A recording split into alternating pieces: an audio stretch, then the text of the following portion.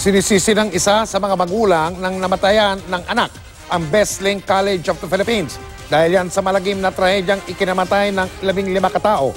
Pero giit naman ng paaralan, ibinigay nila ang lahat ng tulong at nilinaw nila na may kasamang tinatawag na guardian ng mga estudyante nang maganap ang aksidente.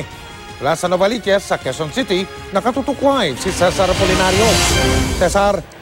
Mike, muling nagsagawa ng misa rito mismo sa loob ng campus ng Besling College of the Philippines para sa mga biktima ng trahedya sa Tanay Rizal.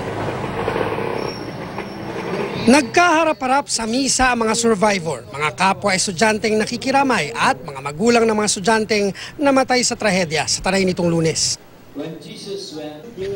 Matapos ang misa, nagkaroon ng pagkakataon si Maria Fe Pepito na makausap ang nakaligtas sa kaibigan ng kanyang namayapang anak na si Robert Kenneth. Sabi ni Raimundo na tagalan silang umalis noon dahil pinalitan ng bus ng Harana Tours na unang sinakyan nila. Sira daw po yung bus na yun, kaya lipat daw po kami sa makabilang bus. Gulat po kami, iba po yung bus. Puno na raw ang bus kaya naglagay ng folding chair sa gitna kung saan umupo si Robert Kenneth. Itong hilera po namin, yung girlfriend ko po ako, tapos yung kaibigan po si Charlie, patay din po. Ibig sabihin wala silang upuan na as in nasa gitna lang sila? Opo, parang upuan din po. Passenger sila, parang ganun? Opo, kasi may Alam upuan mo, din po na magpapayit ka ng ganun kamahal tapos chance passenger. Pero ang inakalang nasa kondisyong bus number 8, nagkaaberya habang bumabiyahe sa bandang Marikina. Marikina pa lang daw sinabi sa driver, sa ginaw, kinabiyabari. Opo, kasi po ang tagal po nung amoy po ng bus eh. Lahat po kami naamoy na po yun. Pero sinabihan po talaga siya nung yung driver na itabi yung bus, hindi itinabi. Wala, hindi po nakinig yung bus. Nagsisigawan na po na amoy sunog po na goma yung sa loob po. Makalipas ang mahigit 30 minutong biyahe sa Tanay, nangyari ang sakuna. Biglang gumanon po yung bus, nagpanik na po lahat. Bakit hindi man lang siya tumalon kasi nagkanangulo niya. Wala po, nasa gitna po kasi siya eh. Hindi man lang niya pinatigyan na ng ulo niya. Wala na si Robert. Ibinunto ni Maria Fe ang sisi sa Besling dahil imbis na guro ay student leader lang ang gumabay sa mga estudyante. Totoo na wala kayong professor na kasama sa bus. Wala po. Bakit ganon? Pero para sa ilang survivor, Siyempre wala naman po dapat sisihin sa ganun siguro.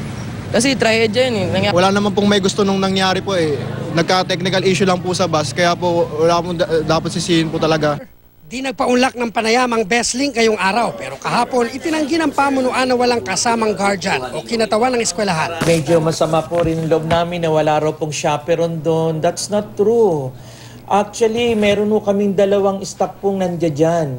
Yun nga ho ay bumigay na at yung isa po ay inoperahan. So lahat po ng assistance na binigay ho namin, ginawa po namin.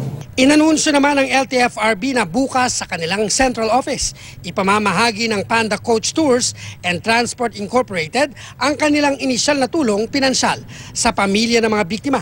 Pinagdadala lang ang mga kaanak ng mga kaukulang ID. May kasabay naman ng uwian ng mga estudyante kanina ay dumating ang militanteng grupong Anak Bayan na tagsagawa ng kilos protesta pero maraming mga estudyante ang nagtaboy sa kanila palayo ng eskwelahan dahil para sa kanila ay hindi raw nagpoprotesta rito ang grupong Anak Bayan. Mike? Maraming salamat, Cesar Apolinario.